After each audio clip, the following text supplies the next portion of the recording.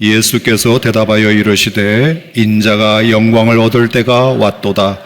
내가 진실로 진실로 너희에게 이르노니 한 알의 밀이 땅에 떨어져 죽지 아니하면 한 알 그대로 있고 죽으면 많은 열매를 맺느니라. 아멘. 오늘 네 번째 말씀을 섬겨주실 강사님은 한철흠 교수님이시고요. 우리 침신대학에서 신약신학을 가르치시는 분이십니다. 우리 교회도 침신대 다니는 친구들이 몇 있는데 한 교수님의 강의를 그렇게 좋아할 수가 없습니다.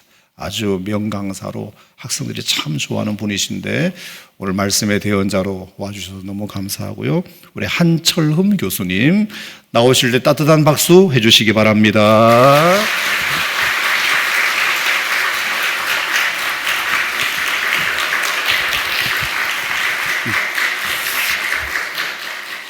잠깐 기도하겠습니다. 하나님, 저의 부족함과 허물을 가려주시고 오직 하나님께서 이 종을 권세 있게 사용하여 주시옵소서. 예수님의 이름으로 기도합니다. 아멘. 열렬히 환영해 주셔서 감사합니다. 이렇게 많이 나오셨네요. 많이 나온 게 아닌가요? 제가 볼 때는 많이 나온 것 같은데. 오늘 요한복음 12장 23절 24절 예수께서 대답하여 이르시되 인자가 영광을 얻을 때가 왔도다. 인자가 영광을 얻을 때가 왔도다. 내가 진실로 진실로 너에게 이르노니 한 알의 밀이 땅에 떨어져 죽지 아니하면 한 알 그대로 있고 죽으면 많은 열매를 맺느니라. 죽으면 많은 열매를 맺느니라. 많은 사람들이 예수님의 영광은 부활 이후부터라고 생각하는 것 같아요. 그죠? 고난주간이 있고 부활주간, 우리도 고난주간과 부활주간으로 나누는데, 부활주일로 나누는데 참 예수님은 기가 막힌 말씀을 하십니다.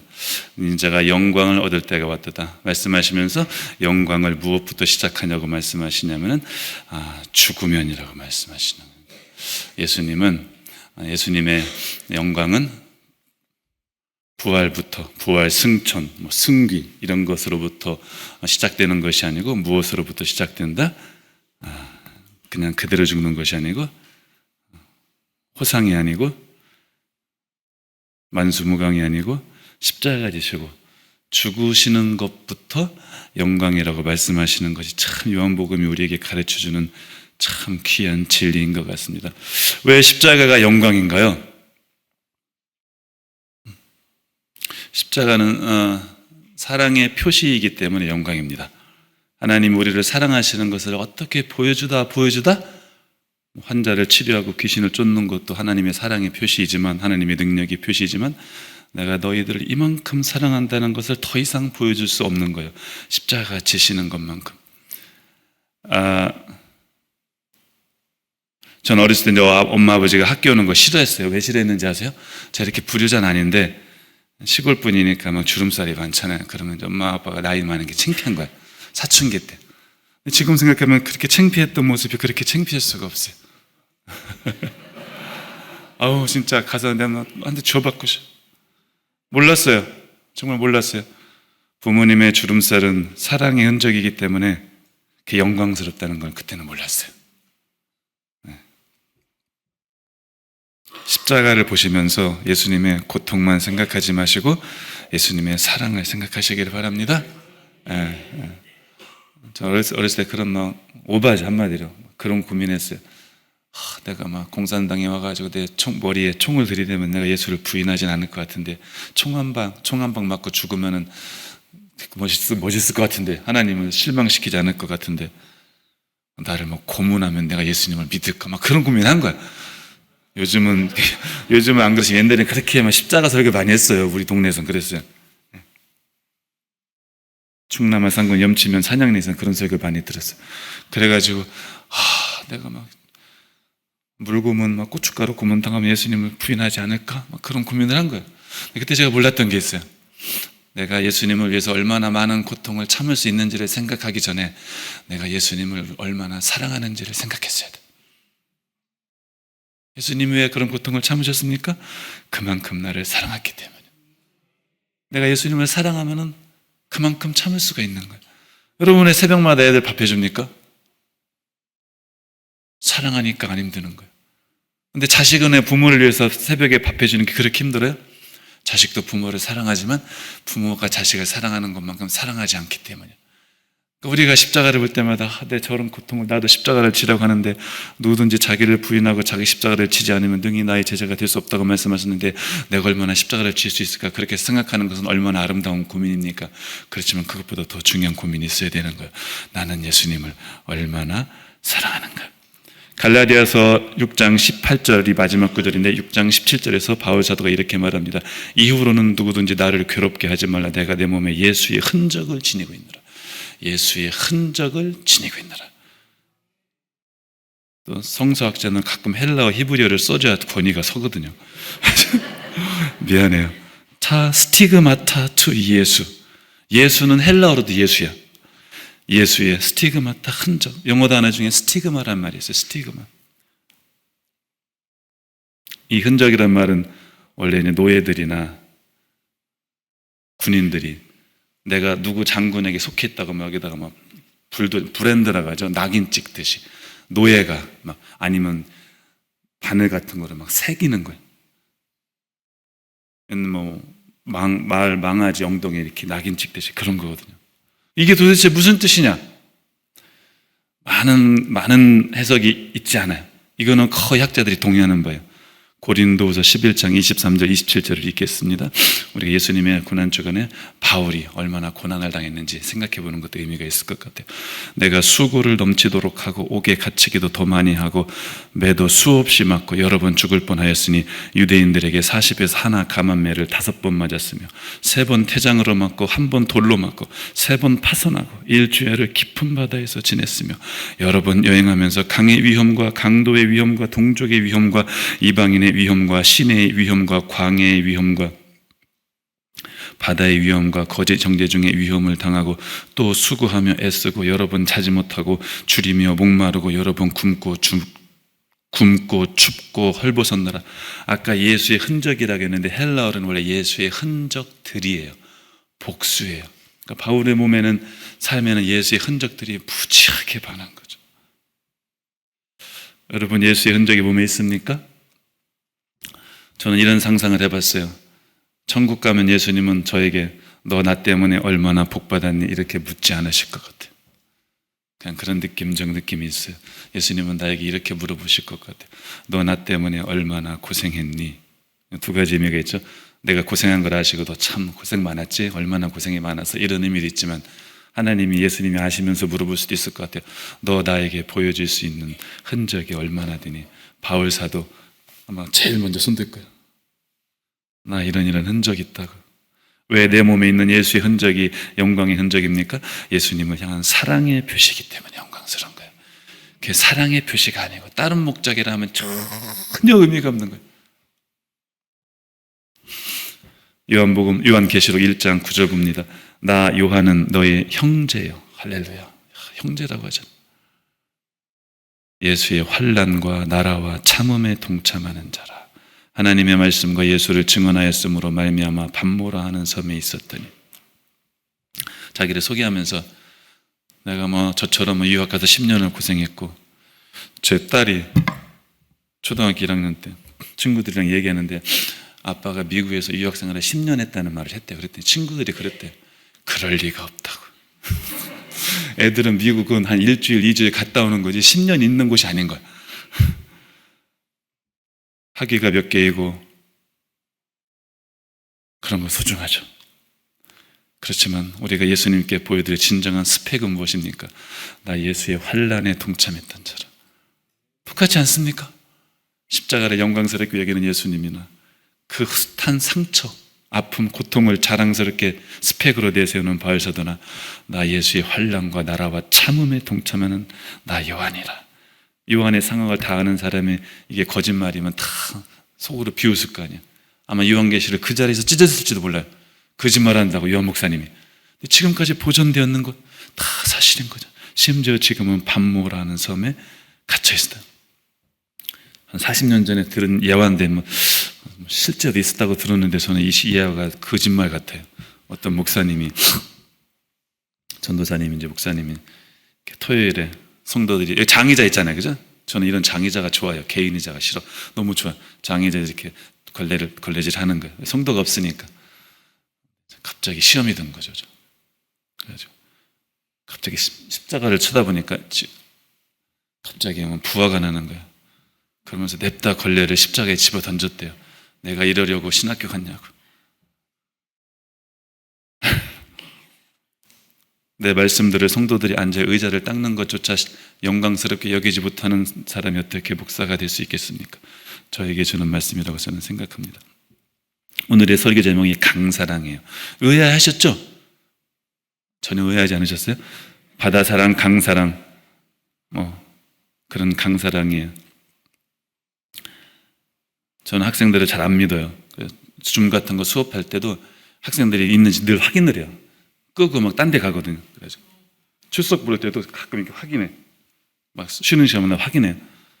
그때 어떤 학생이 그러더라. 목사님 저희들을 믿어 좀 달라고. 근데 한마디 했어요. 나는 여러분을 믿지 않습니다. 여러분을 사랑합니다. 여러분 믿는 것은 쉽습니다. 그냥 믿으면 끝이야.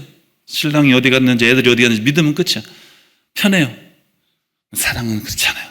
사랑은 매번 확인을 해야 돼. 힘들어요. 강사랑의 의미는 이렇습니다. 국립국어원 표준국어 대사전 강 접두사예요. 다른 것이 섞이지 않고 그것만으로 이루어지는 뜻을 더하는 접두사예요. 다른 게 섞이지 않았다는 뜻이에요. 우리 권사님들 집사님들 잘 아시죠? 깡술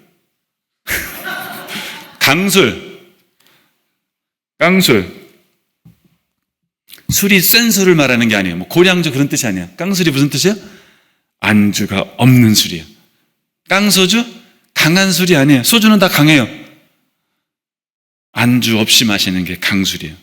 해롭습니다. 강추위, 겁나 추운 게 아니에요. 추운데 뭐가 없어요? 눈도 오지 않고 바람도 불지 않으면서 추운 날씨를 강추위라고 하는 거예요. 강굴, 저는 잘 몰랐어요. 사전에 있더라. 강굴 아시나요? 물이나 그 밖에 다른 어떤 것도 섞이지 아니한 굴의 살을 강굴. 그러니까 굴만 있는 거예요.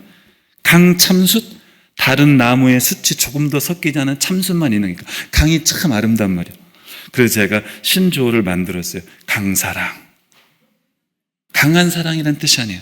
두 가지 뜻이 만들고 보니까 두 가지 뜻이 있더라고요. 첫 번째, 여러분 하나 어느 강사랑을 하시는지 찾아보시기 바랍니다. 다른 조건이 섞이지 않은 순수한 사랑. 제가 만들었어요. 조건 없어. 예수님의 사랑은 우리를 향한 강사랑이에요. 왜? 조건이 없어요. 내가 하나님이라면 나 같은 걸 위해서 십자가 질 생각도 없고 이 땅에 올 생각도 없어요. 그런데 저는 이런 강사랑을 하지 않는 것 같아요. 행함이 없는 말로 많은 사랑이란 뜻도 있어요. 내가 만든 거예요. 강이 없으니까.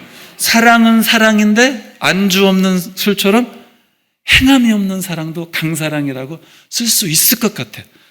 여러분 너무나 차이가 나죠. 조건 없는 예수님의 사랑 같은 사랑이 있는 반면에 행함이 없고 말로만 하는, 주둥이로만 하는 사랑. 요한일서 3장 18절 자녀들아 우리가 말과 혀로만 사랑하지 말고 행함과 진실함으로 하자. 어떤 목사님이 설교를 했어요. 이것도 어렸을 때 들은 예화인데 저는 이렇게 어렸을 때 들은 예화가 이렇게 말씀은 기억 안 나고 예화만 기억나는 거 참 신기하더라고요. 참 목사 될 사람은 뭔가 다른가. 사랑합시다 설교했어요. 그 다음 주도 설교했어. 강조하면 2번 할 수 있잖아. 3번 했어요. 삼겹줄 3번 할 수 있잖아. 4번째 했어요. 장로님들이 당회에서 회의를 해가지고 목사님이 설교거리가 떨어졌나 보다 해가지고 나가셔달라고. 저는 설교를 많이 하지 않았지만 이렇게 오산침례교회처럼 반응이 좋은 교회는 살다 처음입니다. 감사합니다. 복 받으세요. 진심이에요. 나가셔달라고. 마지막 설교를 하셨어요. 똑같은 설교를 하셨어요. 이렇게 말씀하셨다고요.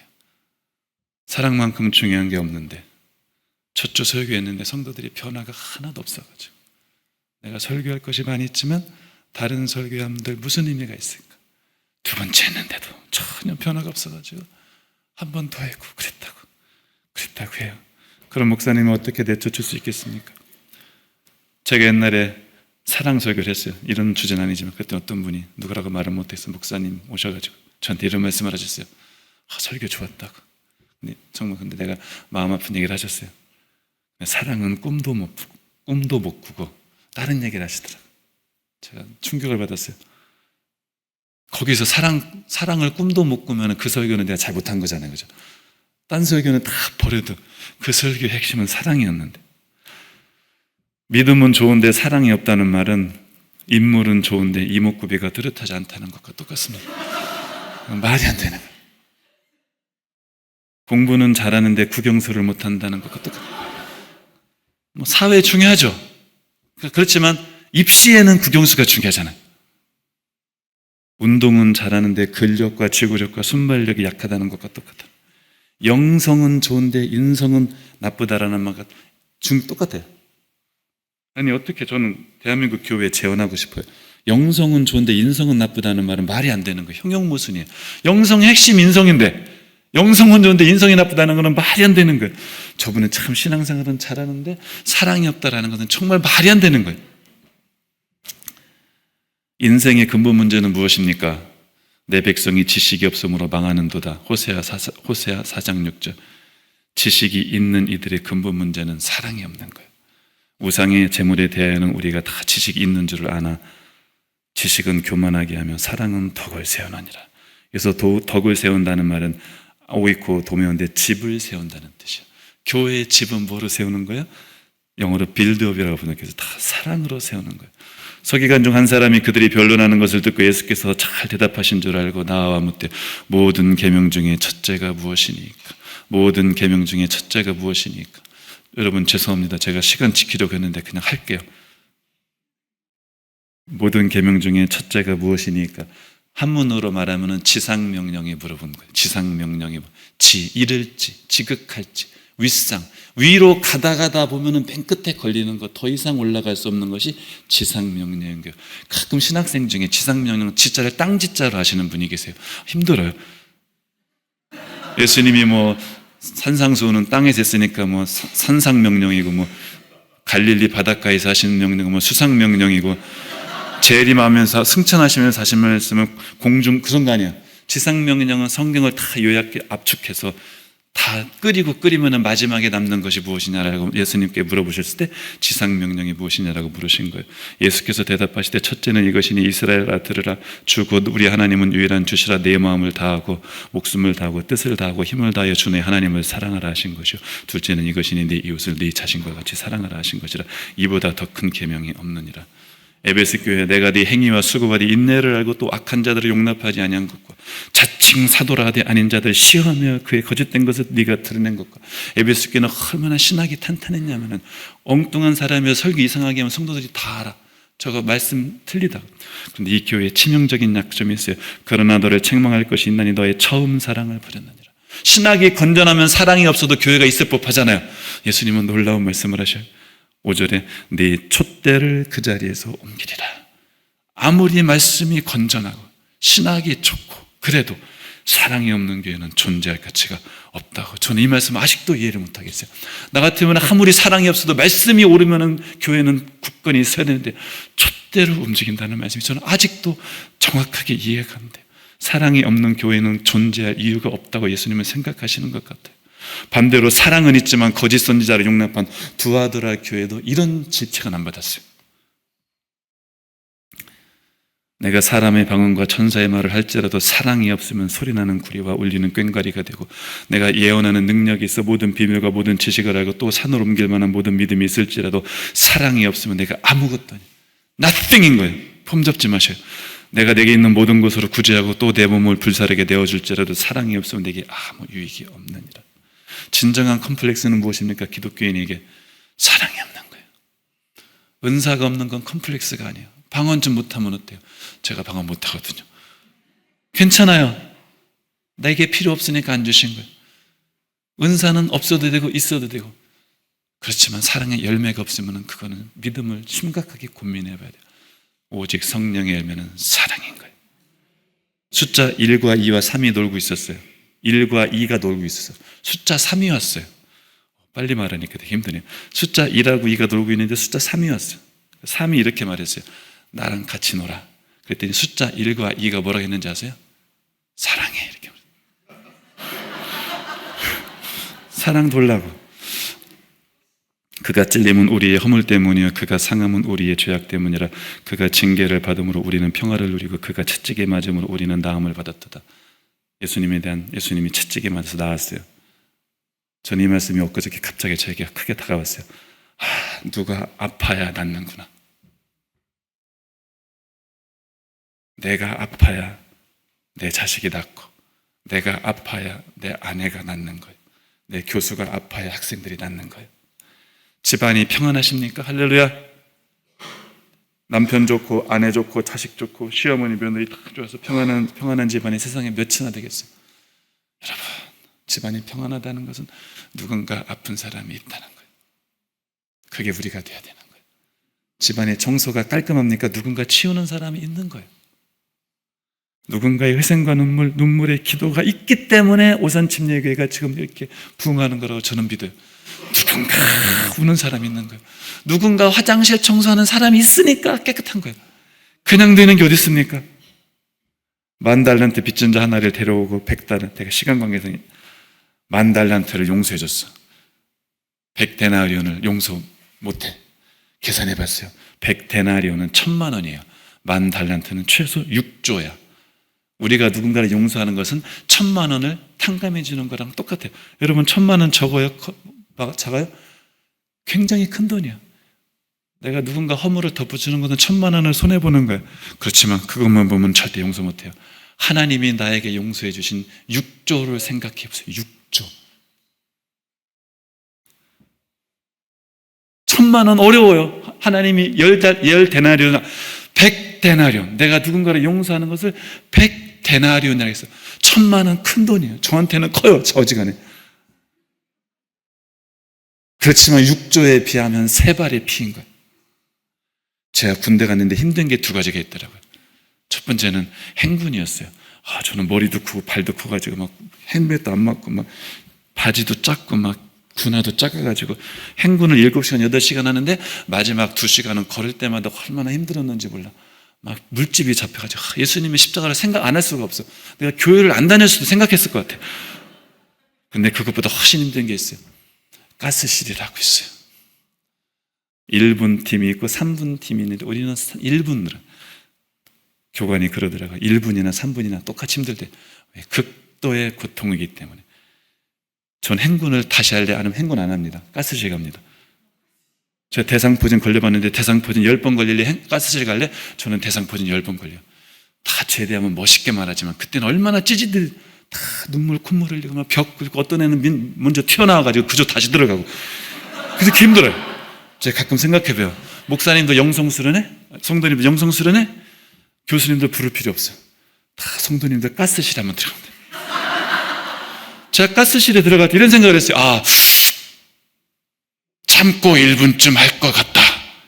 웬걸. 군대 가면 이런 말이 있어요. 잔머리 굴리다 큰 대가리 깨진다. 아니에요. 교관들이 나보다 머리 위에 있어요.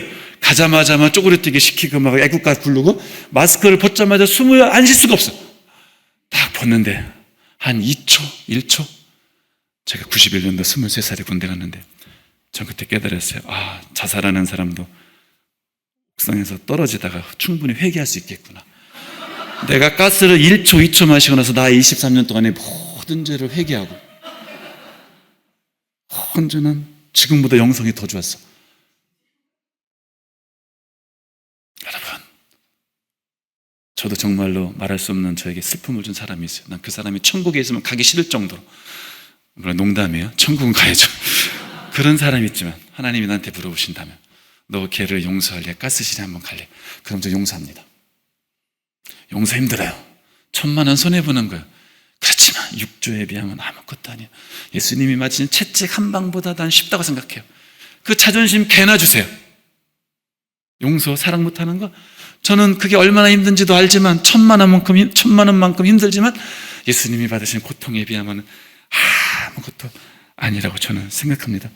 예수님의 십자가 보면 울어야 돼요. 옛날에는 저는 갈보리산 위에 예수 나를 위하여만 부르면은 바로 눈물이 흘렀는데 요즘은 눈물이 안 나. 베드로가 예수를 붙들고 항변하여 이르되 주여 그리 마옵소서 이 일이 결코 주께 미치지 아니하리라. 방금 시방 주는 그리스도시요 살아계신 하나님의 아들이라고 고백하고 나서 예수님이 나 십자가 제한되고 나니까 내가 그 불똥이 나에게 뛸까 봐 바로 예수를 붙들고 항변하여, 이 번역 고쳐야 돼요. 항변하다는 오역이에요. 헬라어로 베드로가 예수를 혼내켰다고 되어 있어요. 다 영어 성경 보세요. 리뷰, 혼내켰어요. 아무리 싸가지가 없어도 그렇지. 요즘 학생들이 아무리 MZ세대라도 교수를 혼내키는 사람은 없어요. 뒤에 가서 뒷담화는 해도 교수를 혼내키진 않아. 근데 방금 하나님의 아들이라고 고백하고 그리스도라고 고백했는데 십자가가 나오니까 베드로가 시급한 거야. 그 예수를 뭐 혼내키는 거야. 그게 십자가예요. 그래서 아내가 바가지 긁었다고 사탄을 몰아가라 그렇게 하면 안 돼요. 그건 십자가 축에 넘어뜨려요. 하나님을 혼내키면서까지 지기 싫은 게 십자가예요. 그것에 비하면 내가 아내의 잘못을 용서하고 남편의 잘못을 용서하고 학생을 좀 더 사랑하는 것은 아무것도 아니에요. 그렇게 힘든 십자가 생각하기 전에 훨씬 가벼운 십자가, 내 아내를 사랑하고 용서하고, 내 형제자매를 사랑하고 용서하고, 내 이웃을 사랑하고 용서하는 것을 넘어 내 원수를 사랑하고 용서하는 고난주간 되시기를 예수님의 이름으로 축원합니다. 결론을 내립니다. 십자가를 볼 때 예수님의 고통만 생각하지 마시고 예수님의 사랑을 기억하시기 바랍니다. 예수님의 고통에 동참하기는 어려울지 몰라요. 그리고 마땅히 생각하면 마땅히 없을 것도 있어. 딱 떠오르지가 않아. 내가 예수님의 고통에 뭘 동참할까? 딱 떠오르지 않아요. 그런데 예수님의 사랑에 동참할 일을 생각하면 우리 주변에 지천으로 깔려있어요. 예수님만 보지 마시고 예수님이 나만 위해 죽으신 게 아니잖아요. 예수님은 내 남편을 위해 죽으셨고 내 아내를 위해 죽으셨고 그토록 꼴보기 싫은 내 며느리를 위해 죽으셨고 빨리 죽었으면 하는 시어머니를 위해 죽으셨어요. 예수님이 사랑하신 시어머니를 사랑하는 것이 예수님을 사랑하는 거예요. 안 그래요? 엄마만 사랑하지 말고 엄마가 사랑하는데 형도 사랑하고 그래야지. 왜 엄마한테만 용돈 드려요?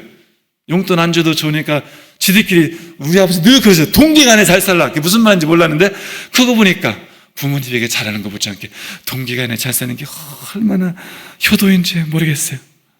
고난주간에 예수님만 바라보지 마시고 예수님이 바라보시는, 그렇게 꼴보기 싫은 아내, 남편, 아파트 앞집에 사는 그런 성도들도 보시는 은혜로운 고난주간 되시기를 예수님의 이름으로 축복합니다. 잠깐 기도하고 바칩니다. 하나님의 마음을 우리가 알기를 원합니다.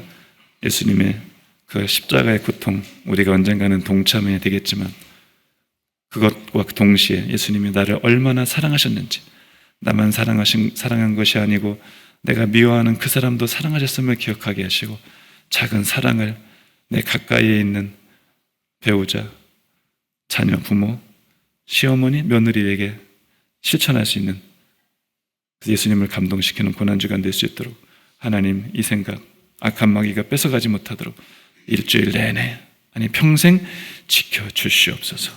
예수님의 이름으로 기도합니다. 아멘.